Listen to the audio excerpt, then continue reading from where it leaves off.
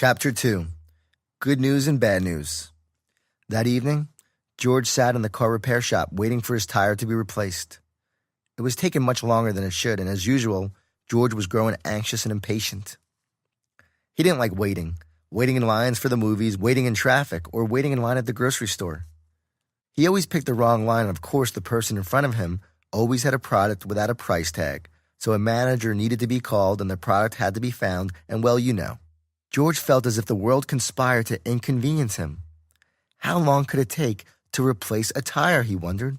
At last, the mechanic walked briskly into the room. "Sir, I've got some good news and some bad news. The good news is that your car isn't destroyed and you're still here." "What are you talking about?" George shouted. "It's only a flat tire." "Well, that's more good news, sir. The flat tire prevented you from driving the car. While replacing the tire, I remembered seeing a notice from the manufacturer about your make and model, so I had a hunch to do a check on the brakes, and sure enough, they were completely worn down. At any moment, they could have gone, and you would have had no way of stopping. If you had hit a wall or something, you'd be as flat as your tire. You're lucky to be here, sir. It's been a common problem with your year, make, and model, and you should have received notification of a recall." George remembered seeing some letter from his car manufacturer, but had just thought it was another sale mail trying to take his money, and so he had thrown it away. "The bad news," the mechanic continued, "is that the part takes about 2 weeks to get here from the manufacturer. So we'll need to keep the car here, and once the part comes in, we'll be able to have it ready that day." Just great, George thought, not even realizing the good news he had just heard. The only things he was thinking about were having his car in the shop for 2 weeks and getting home. Just one more inconvenience for an inconvenient life. Chapter 3. The Long Walk Home. Instead of calling his wife to come get him, George decided to walk home the 2 or so miles from the repair shop. He walked more today than he had in several years, but at this point, he didn't feel like talking to anyone, especially his wife. Car in the repair shop for 2 weeks, he thought. What else can go wrong? He was near his breaking point. Just last night, his wife had told him that she was unhappy in their marriage, and George's negativity was making the entire family miserable. She had given him an ultimatum: change or it was over. It wasn't the first of their marital problems, and certainly it wasn't the first time she had told George he was negative. But now it was real, and he didn't want to lose the woman he loved.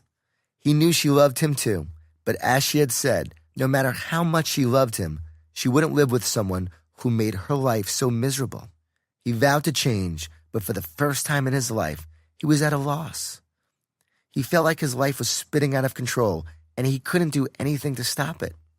He had always been able to fix every problem and rise to every occasion to meet any challenge, especially in his marriage. Yet now he felt truly powerless, as if his life was being lived by someone else while he watched it unravel. That night he had yelled to the heavens, asking for help, and had woken up with a flat tire. Some help, he thought. Just one more problem I don't need right now. George walked briskly, hoping to get home in time to read the kids a book. It was one of the few things he enjoyed doing, and it was something they loved as well. Whenever he was working in his home office, they would always come in and say it was time for him to read a book, which he always did. His 2 kids were his driving force. He loved his family, and he wanted to be able to provide for them and give them everything he had never had. They had a beautiful home. The school district was one of the best in the state, and the children thrived. He and his wife drove new cars and did their best to keep up with the Joneses, the Smiths, and whoever else they were supposed to keep up with. Yet with his family also came great pressure and responsibility. Work hadn't been going so well, and his last review was very troubling. His team was in disarray. Their productivity was in the toilet, and George had been told that if he didn't get it together, he would be replaced. For the first time in his life, his job was in serious jeopardy. So as George walked, he thought of his family, his wife's ultimatum, and his job. He was in danger of losing it all, and the car problem was the final straw. Something good has to be coming my way, he thought. It can't continue like this, or else I'm done.